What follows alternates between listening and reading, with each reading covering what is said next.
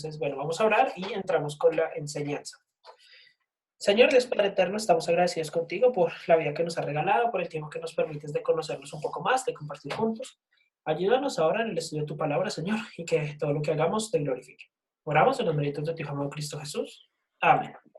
Bueno, muchachos, arrancando, les quería comentar, bueno, el tema, ya todos lo conocen, que es el tema de la ansiedad.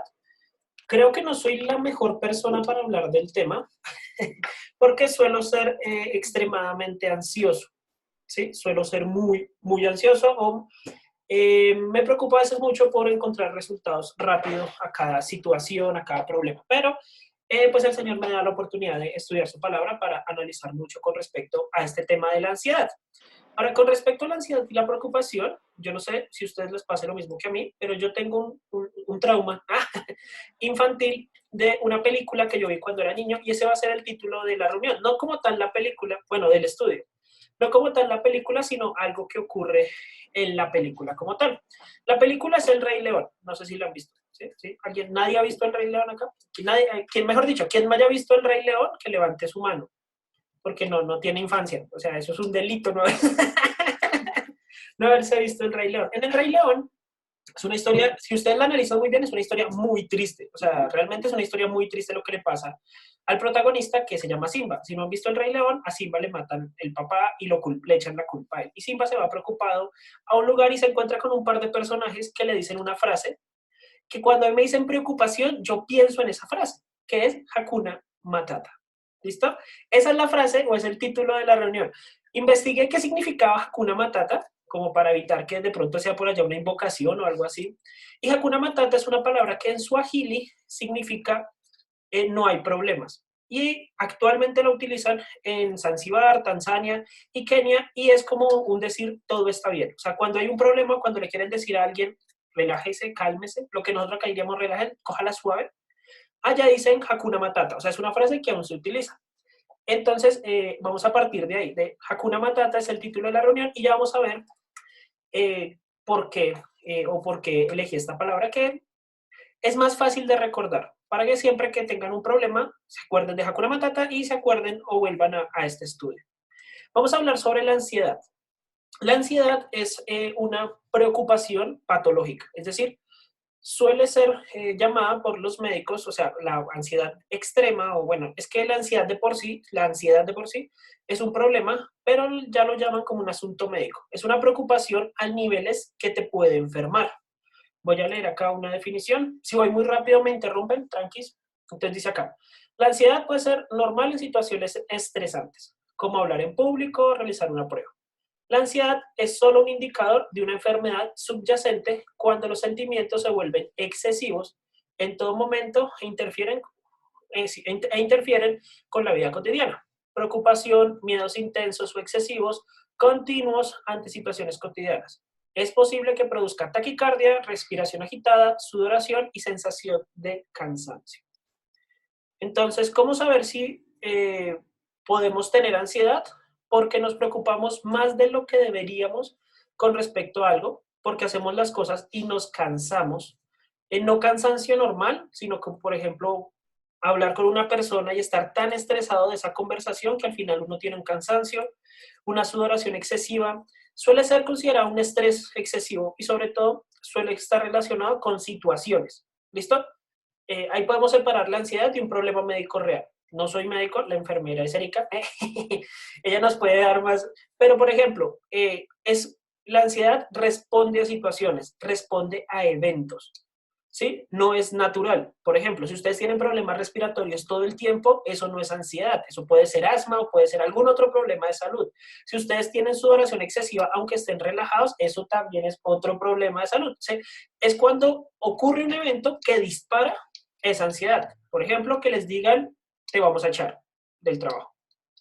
Y ustedes ahí comienzan, ¡ay, Dios mío! Ahí sí ya eso es ansiedad, ¿sí? O que ocurra un evento fatídico, o por ejemplo que digan la cuarentena se extiende otros 15 días. ¿Sí? Entonces uno comienza, como que se cansa, como que no tiene energía. Eso es ansiedad. Y vamos a revisar, como la ansiedad es disparada por situaciones, quiero que revisemos 3 situaciones en las cuales Cristo pudo o no verse afrontado a una situación y cuál fue su respuesta para evitar la ansiedad. No solo de él, sino de las personas que lo rodean. Entonces vamos a revisar el primer caso. Por favor, vayamos a Juan, capítulo 2.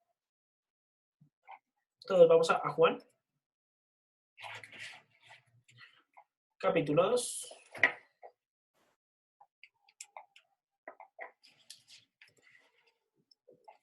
Y le voy a pedir a alguien, esperen un momento. Vamos a leerlo y quiero que no lo lea, sino que alguien me diga de qué trata. ¿Listo? Porque voy a dar un momentico para que lo leamos ahí mentalmente. Sí, del 1 al 12.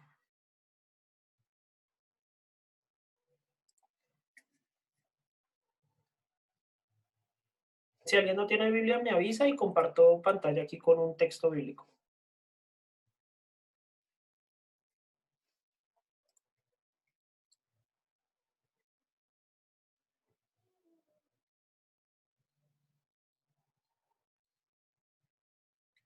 Listo, y como sé que no todos tienen cámara, perdón, no los estoy dejando leer, ahorita le pregunto a alguien directamente.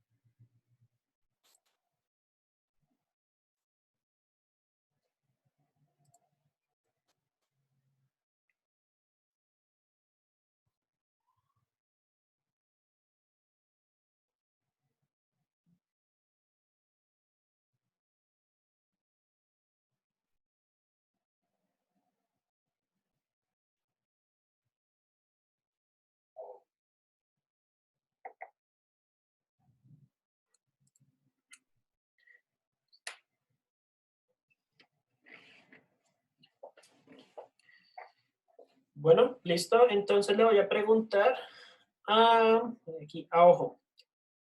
Esteban, cuéntanos de qué trata el pasaje. O sea, no que lo analices a profundidad, sino que nos digas qué pasó. Pues fue cuando Jesús fue invitado con la mamá a unas bodas, ¿sí? Y en la boda se acabó el vino. Entonces, pues la mamá vino a Jesús y le dijo que, pues, que se acabó el vino, pero pues él en su momento le dijo pues que eso que tenía que ver con ellos.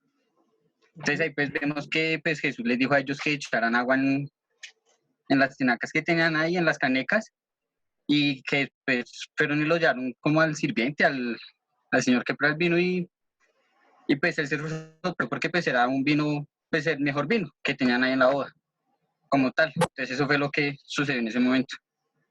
Ok, muchas gracias, Esteban.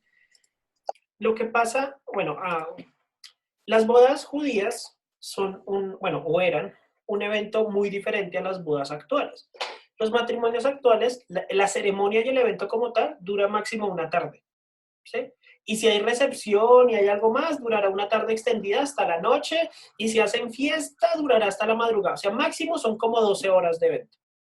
Las bodas judías no, las bodas judías duraban días, ¿sí? Duraban varios días, era una fiesta hasta de 7 días, dependiendo del poder adquisitivo de la familia, y eran eventos muy grandes en donde pues se consumía mucho vino. Recuerden que la mejor bebida en ese entonces era el vino.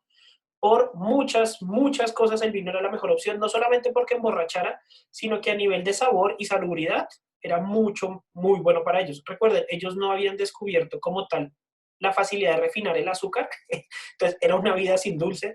Y el vino, pues al fermentarse se endulza, o sea, eso es una gran ventaja. Entonces, que se acabara el vino en una boda significaba que se acababa el evento, ¿sí? O sea, se acabó la boda. Por eso la mamá de Jesús se preocupa y va y le dice a él, en este evento podemos ver una situación que va a ser muy común o bueno, que viviremos en algún momento de nuestra vida. Los recursos se acabaron, ¿sí? Algo se acabó. Algo similar ocurre más adelante en Mateo capítulo 14, versículo 13. Jesús va a alimentar a 5,000 personas. Bueno, no las va a alimentar, acaba de dar como acaba de tener una enseñanza con ellos esta tarde y les dice que pues que se vayan. Los discípulos le dicen que se vayan la gente porque pues no hay que comer y Jesús les dice pues alimentenlos ustedes y los discípulos le dicen no, pues es imposible con los recursos que tenemos alimentar a estas personas. Entonces, son dos eventos en los cuales los recursos se acaban. ¿Listo? Nosotros, en la actualidad, y creo que no es algo que nos atañe a todos, vamos a vivir en algún momento que se acaben los recursos económicos, tiempo, la provisión, se van a acabar. ¿Listo? Entonces tengamos, esa es la primera situación. Los recursos se acaban. ¿Listo? Vamos a la segunda situación. Todavía no vamos a ir más profundo. Vamos a ir a Lucas 8, versículo 22 al 25. Y esta vez lo voy a leer yo. Dice así. Aconteció un día que entró en una barca con sus discípulos y les dijo, pasemos al otro lado del lago, y partieron. Pero mientras navegaban, él se durmió. Y se desencadenó una tempestad de viento en el lago. Y se anegaban y peligraban. Y vinieron a él y le despertaron diciendo, Maestro, maestro, que perecemos. Despertando él, reprendió el viento y las olas, y cesaron, y se hizo bonanza. Y les dijo, ¿dónde está vuestra fe? Y atemorizados se maravillaban y se decían unos a otros, ¿quién es este? Que aún los vientos y las aguas manda y le obedece. En un pasaje paralelo, en Marcos capítulo 4, él les responde, cuando se despierta les dice, ¿por qué estáis así amedrentados? ¿No tenéis fe? Segunda situación, un peligro inminente. ¿Listo? Es una situación diferente a que se acaben los recursos. ¿Cuál es un peligro inminente para nosotros? A ver, un ejemplo, Mallory, algo similar, un peligro similar al que están afrontando allí los discípulos.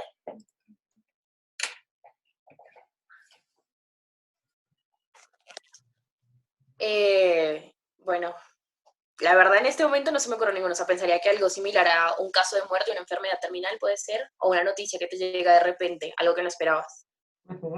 Un terremoto, un atraco, ¿sí? Algo que uno no se esperaba y ocurre de inmediato y de golpe. Es una situación muy similar. ¿Entonces? Listo, entonces ahí tenemos la segunda situación. Todavía no vamos a analizar a profundidad. Y vamos a ir con el último caso. Vamos a ir a Mateo, capítulo 26, versículos 36 al 46. Mateo 26, 36 al 46. Este también lo vamos a leer allí cada uno y ya alguien le pido por favor que nos cuente un poquito de qué trata el texto.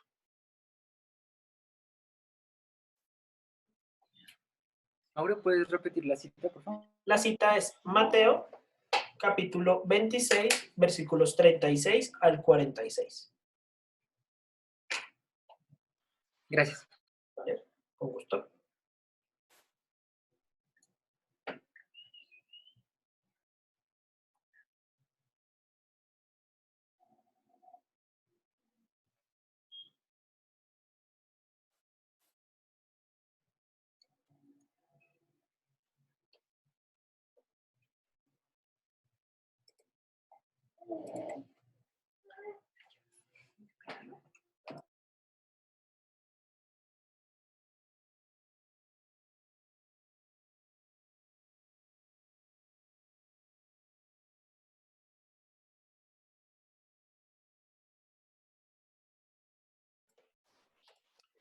Listo, entonces le voy a pedir el favor a don Jorge Castillo, que si me dices qué está pasando, qué narra el texto.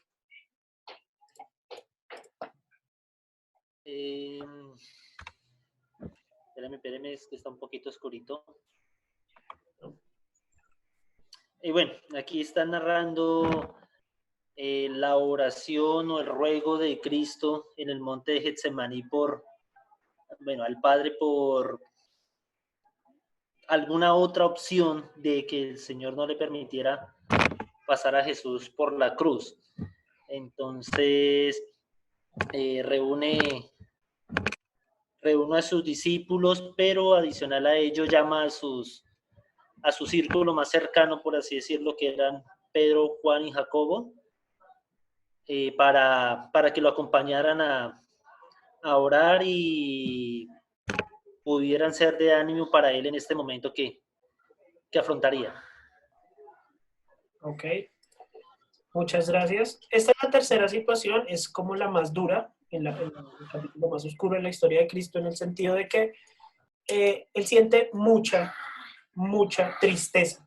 Y él lo expresa varias veces, incluso en Lucas, en, el, en Lucas 22, un pasaje paralelo, en el versículo 44, nos dice que, y estando en agonía, oraba más intensamente y era su sudor como grandes gotas de sangre que caían hasta la tierra. Física, médicamente es posible sudar sangre bajo una situación de extrema tensión y estrés, aunque pues el pasaje dice como grandes gotas de sangre, tal vez necesariamente no era sangre, podía ser solamente sudor muy espeso de la misma preocupación, pero en este caso es preocupación por tristeza. ¿Sí? Esta situación por tristeza la podemos pues, comparar con nosotros en una situación de tristeza extrema. ¿Qué es lo más triste que hemos podido llegar a vivir en nuestras vidas? La muerte de un familiar muy cercano, ¿sí? Eso es muy triste. Una noticia médica, una noticia algo irreversible, es muy triste. Que le rompan a uno el corazón, no sé, que le termine la novia, algo así muy fuerte. Un engaño también destroza. Entonces es una situación muy triste y vamos a analizar ahora sí qué hizo Jesús en cada situación y cómo nosotros podemos aprender de su ejemplo, cómo comportarnos en cada situación. La primera situación en la que hizo falta algo, Jesús hace algo que me llama mucho la atención. Bueno, si miramos el pasaje, uno le pone acento cuando lee la parte en la cual Cristo le responde a la mamá, que la mamá le dice, literalmente le dice, ¿qué tienes conmigo, mujer? Eso nos dice en la Reina Valera. Pues uno lo vería como mal, o sea, uno diría, como, uy, que le está contestando a la mamá. Pero en otras versiones, digamos en la NTV, suavizan un poco el tono y le contesta, apreciada mujer, ese no es nuestro problema. Todavía no ha llegado mi momento. En la situación, en ambas situaciones, ¿qué tienen en común o qué hace Jesús igual cuando no hay recursos? ¿Qué hace Jesús cuando no hay recursos? Lo primero es que hace algo. Sí, suena chistoso, pero toma acción. Jesús cuando no hay recursos no se detiene, ¿sí? Él sigue actuando aunque los recursos parezcan limitados. ¿Sí? Eso es importantísimo, ¿sí? Algo en lo cual hay que aclarar con respecto a Hakuna Matata es que Timón y Pumba parecen perezosos, pero no necesariamente, y en este caso Jesús nos muestra que aunque estemos en una situación difícil y de ansiedad, o sea, una situación de se acabó las cosas, o sea, no hay que comer, o sea, que usted llegue a llegar a la casa, no hay nada que comer. La respuesta de Cristo no es quedarse quieto y decir, ay, qué embarrado, qué tristeza, y él ora, ¿sí? Hay que aclarar esto. Jesús en la alimentación de los 5.000, él ora, pero él actúa, ¿sí? Él pone manos a la obra y se pone a hacer algo. En las bodas de Cana él se paró, buscó la solución, buscó donde habían tinajas con agua, tinajas con agua, y hizo algo genial. Él lideró, ¿sí? Él dio indicaciones. Ahora, para poder dar indicaciones tenemos que estar capacitados para hacerlo y tenemos que capacitarnos a la luz de la escritura. Pero hay algo que me pareció clave a la hora de hacer cosas, de hacer.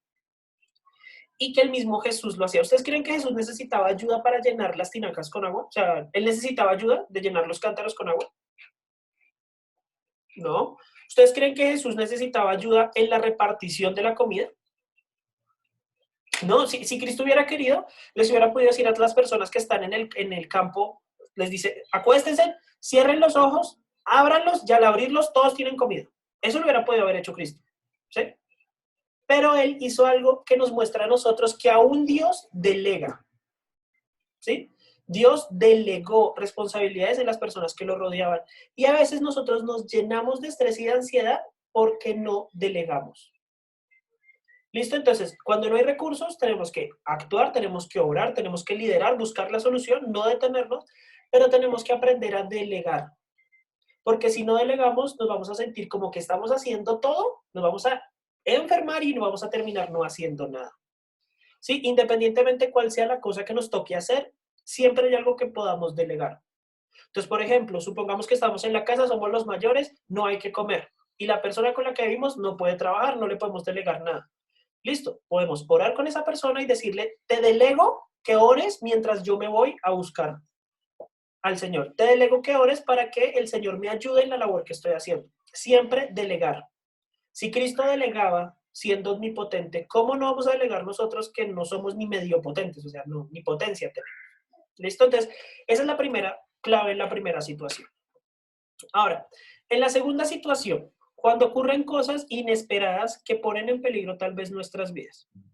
En esta situación, la solución es lo que Cristo dijo fue tener fe, mantener la calma y calmar a los demás. ¿Listo? Entonces, ¿Cristo qué hace? Hay que tener fe, hay que mantener la calma y calmar a los demás. ¿Listo? Si hay un terremoto y nosotros somos los primeros en salir corriendo y preocuparnos, es que no tenemos fe. ¿Por qué podemos decir que no tenemos fe si salimos corriendo en un terremoto cuando la indicación es totalmente lo contrario? ¿O por qué para tener calma hay que tener fe?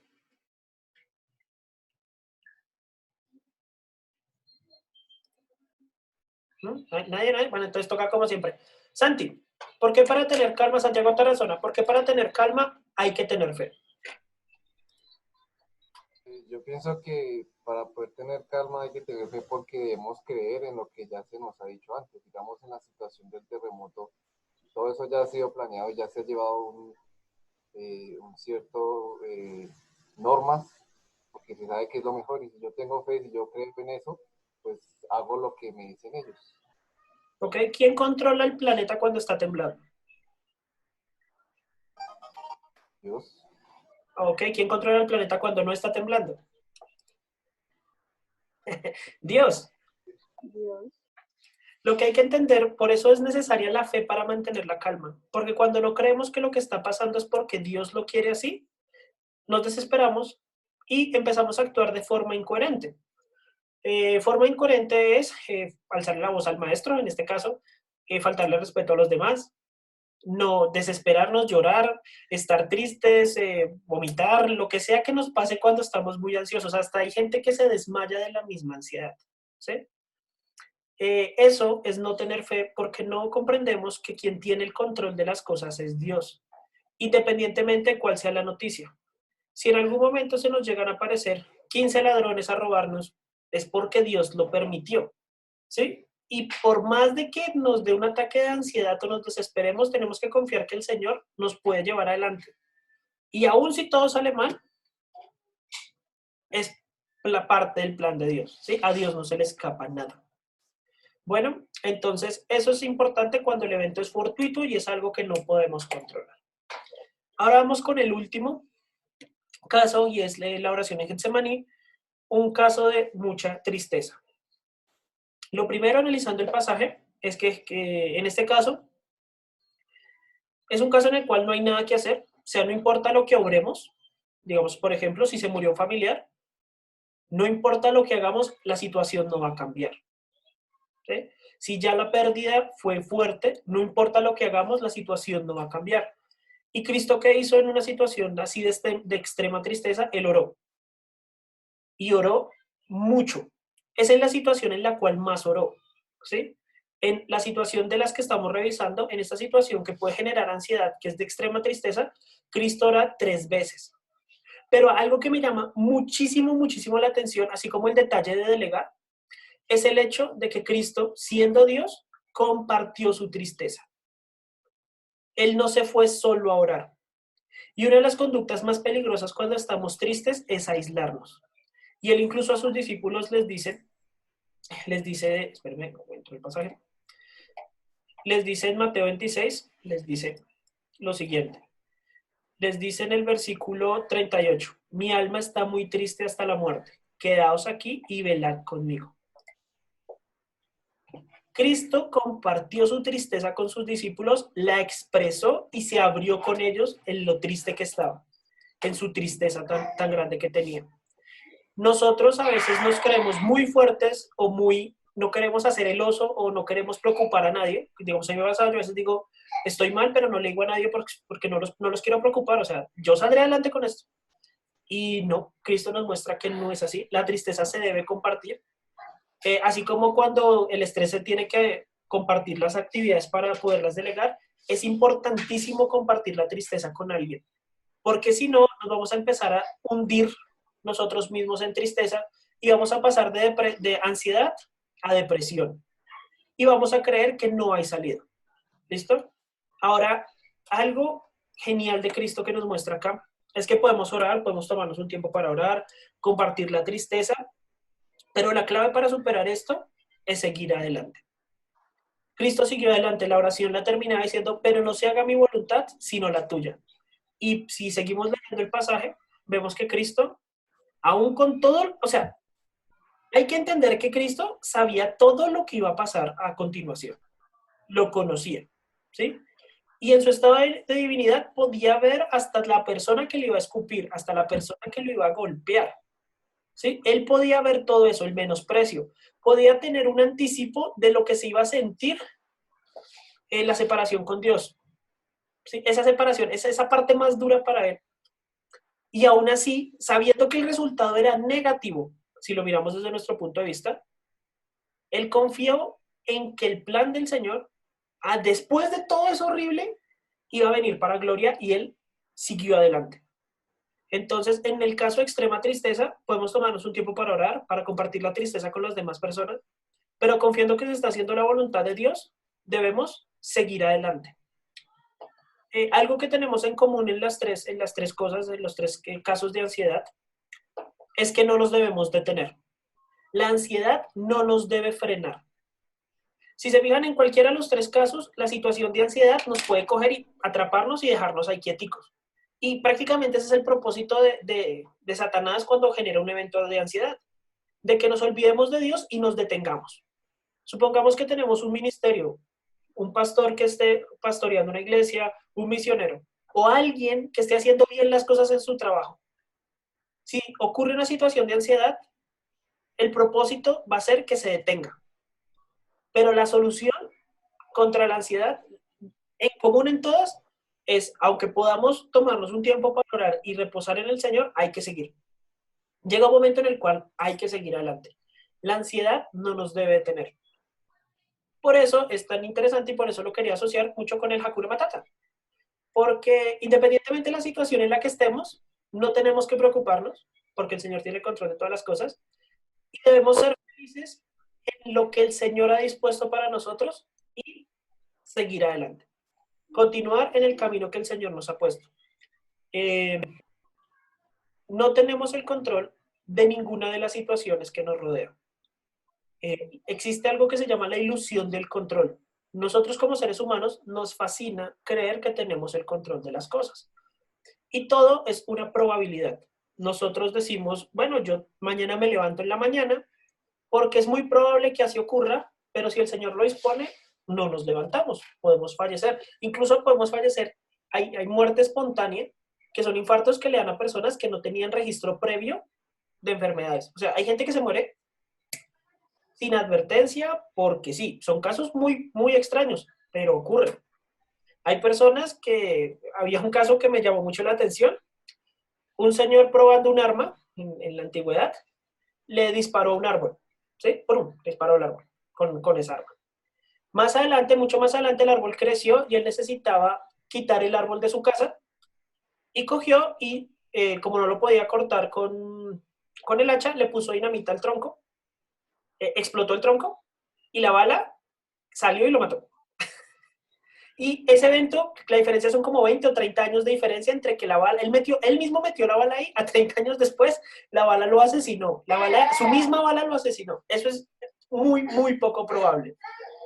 Pero eso nos muestra que nosotros no tenemos el control de ninguna situación. Quien tiene control de todas las cosas es Dios. Y eso no debería abrumarnos, sino antes debería alegrarnos, porque nos da la capacidad de seguir adelante ante cada situación. Recordemos, si la situación es que algo falta, que algo escasea, Cristo nos dice que tenemos que seguir adelante, delegar y movernos. Si la situación es de algo que ocurre que nos atemoriza, tenemos que tener fe, calmarnos y tranquilizar a los demás, ¿sí? Y eso aplica en este caso, ahorita que estamos en pandemia, aplica en un caso en el cual ocurra un terremoto, aplica en muchas diferentes situaciones. Y por último, cuando estemos en una situación de extrema tristeza, debemos orar, compartir la tristeza con los demás. Y en todas las situaciones que nos encontramos, debemos seguir adelante. Tal vez no igual, pero seguir adelante. Vale, muchachos, esa era la cortísima reflexión sobre la ansiedad del día de hoy. Oramos y los dejo con Gabo que les tiro unas preguntas. Señor Dios eterno, estamos agradecidos contigo, Señor, porque nos has preparado, Señor. Nos has preparado ejemplo en tu Hijo, Señor. Nos has preparado salvación en Él. Nos has mostrado, Señor, que en Él están todas las soluciones a nuestros problemas. Te pedimos, Señor, que nos ayudes a comprender y a tener fe en ti. También, Señor, quiero aprovechar para orar por aquellas personas que nos están escuchando, pero que no comprenden cómo Cristo puede resolver cualquier problema de ansiedad porque simplemente no han resuelto su principal problema, que es su pecado. No pueden confiar en Dios porque Dios no está en ellos, porque tú no estás en ellos. Y te pido, Señor, para que seas tú abriendo sus corazones, que nos permita, Señor, presentarles a Cristo como Salvador, para que puedan confiar en ti, Señor, y tú puedas llenarlos con tu espíritu para resolver cualquier inconveniente, Señor, temporal en este mundo. Y sobre todo, resolver el inconveniente principal, que es el eterno, que es el castigo. Permite, Señor, que podamos ser luz en medio de cualquier situación, en especial ahorita que nos encontramos con los temas de la pandemia, y que todo lo que hagamos te glorifique. Oramos en los méritos de Hijo Cristo Jesús. Amén.